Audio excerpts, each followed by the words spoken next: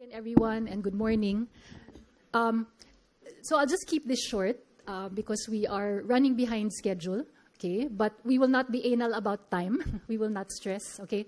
I just like to give an overview of how this conference will go and how this fits into the bigger objectives of LEAP. So as you know, LEAP stands for the Legal Education Advancement Program, okay? And in a nutshell, it is an ambitious initiative aimed at transforming Philippine legal education through digitalization, innovation, and humanization. So that's quite a mouthful. And throughout this past year, we've tried to unpack that. And in the course of these next 3 days, we're going to try to show you what exactly we've tried to do in the realm of digitalization, innovation, and humanization. So the flow of this conference is that we are going to trace essentially the odyssey or the journey that has brought us to this point. So we all know that it started with the COVID-19 pandemic back in 2020, and that has irreversibly, I think, changed not only the Philippines but the entire world. Okay. So for today's sessions, the first day really is about talking about the pandemic and its effects on us. So this morning's panels will discuss the effects of the COVID-19 pandemic from an empirical and research standpoint. And then it will be followed by a panel discussion on how we got to that point. It will have personal stories from people who were involved and affected. So we will have a law student, a law professor, and a law dean talk about how the pandemic has affected the various stakeholders. And then in the afternoon, we will talk about how we adapted to the pandemic. So we will have a story from the UP College of Law. How did the UP College of Law transition to the new normal? And then how did the different sectors all over the country adapt to the new normal? So a presentation and stories. And then after that, there will be questions about how do we ensure that legal education remains stable without standing still? How do we future-proof our law schools? And how do we prepare our students for the future?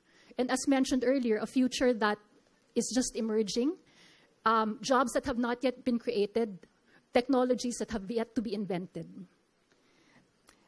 And then tomorrow, we then go into the details of innovation, and this is where we start to highlight the different innovations that LEAP has introduced throughout this past year. And many of you are here because you have participated in some form or another in the various LEAP projects. And so tomorrow we talk about innovations such as digital learning. We will have the deans who participated in the EduTech Asia conference talking about their experiences. This is really going to be a fun panel. We already had we had an overview of that in Singapore when we finished the conference, and they will be happy to share with you what they have learned. After that, we also talk about the revised model of curriculum, which is really the impetus for LEAP. Our main task has been to help the Legal Education Board capacitate all law schools in adapting to the new curriculum. And so we will have a series of talks on how the RMLC is going to affect the way we teach, what we teach, and how we proceed from here. And so we will also have working lunches tomorrow where the different clusters will have a chance to talk about the model syllabus. And we hope you will join the clusters that you are part of. One of the innovations is that we already now have a community of practice for the different subjects. So for each cluster, there are going to be at least 75 or 80 law professors from all over the country participating in this. Whereas before we did not know each other, now we have a critical mass, I think, who are willing to engage in conversation. We're also going to be talking about integrity. We're going to be talking about collaboration and creating communities of practice. And we will also have conversations regarding quality assurance, SUCs and LUCs, legal research, the state of our law librarians. And we hope that tomorrow's conversation will allow all stakeholders of legal education, deans, law students, law professors, law librarians, to have a conversation about what we need to do to build a culture of research and a culture of excellence so that we can take all our law schools to the next level. Excellence should not just be limited to a few law schools. It should certainly not be limited to just the well-funded Metro Manila law schools. We at LEAP believe that all the law schools in the Philippines should advance. And they should be allowed to grow at a pace that is appropriate for them and to develop in a way that responds to their local needs. And so that's what we hope to achieve in day 2, that you have a sense that there's a community that's now moving around innovation and moving in the same direction. And then on the last day, we then talk about mental health, because amidst all of the developments in the world, we have to keep our sanity. Diba? We all know it's really crazy. It's like so much has happened in these past few years. I was chatting with Amanda Lamond, one of her guests from South Africa, and we both agree that it seems that we have lived so many lifetimes in this year alone. And so life is moving so quickly, and therefore we need to stop and pause and take stock of our humanity. And so our conference is not merely intellectual, it's not merely cerebral. We want to touch your hearts, and we want to touch your souls. And so we will have hopefully heartfelt conversations about mental health, how we can take better care of ourselves and our students.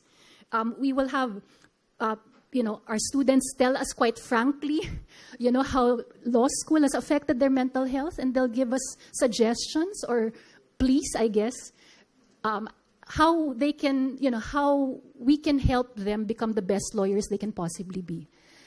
And perhaps the mental health concern is also our concern as law administrators, deans, and professors, because we too have mental health needs. And I think it's very timely that our students are the ones who are making the cry for help, not just for themselves, but for ourselves as well. Because we are all in this together. And I'm sure your students also are concerned about your mental health.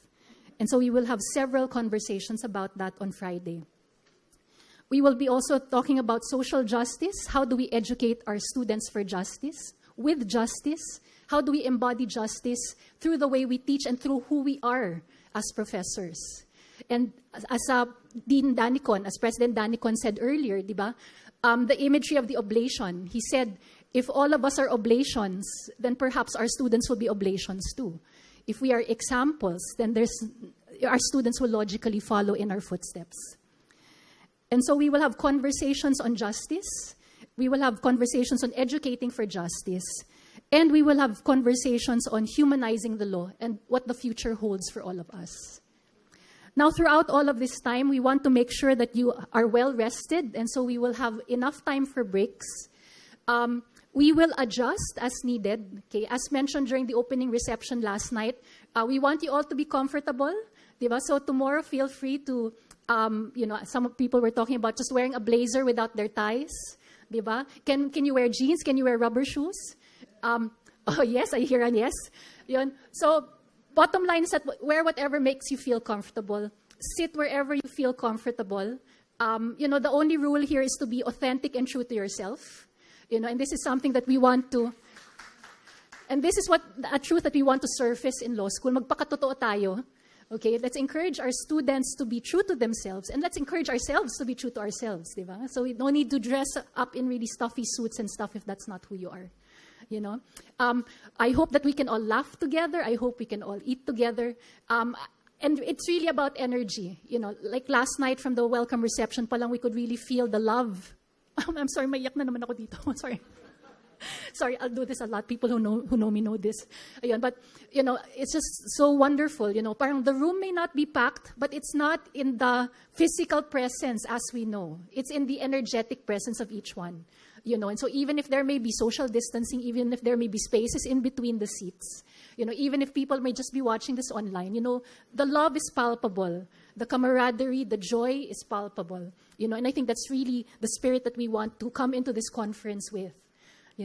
So my hope is that after a long day's, a long day of listening, conversing with each other, please do make sure to attend our wellness sessions. Okay, we have scheduled a wellness hour from 6 to 7 today and tomorrow.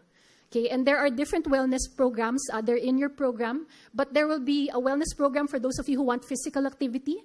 And there will be a wellness offerings for those of you who want something that's more quiet, that doesn't require you to change your shoes, okay, but which will allow you to refresh your souls and your bodies as well, And if you're not able to attend the first day, there's always the second day, all right?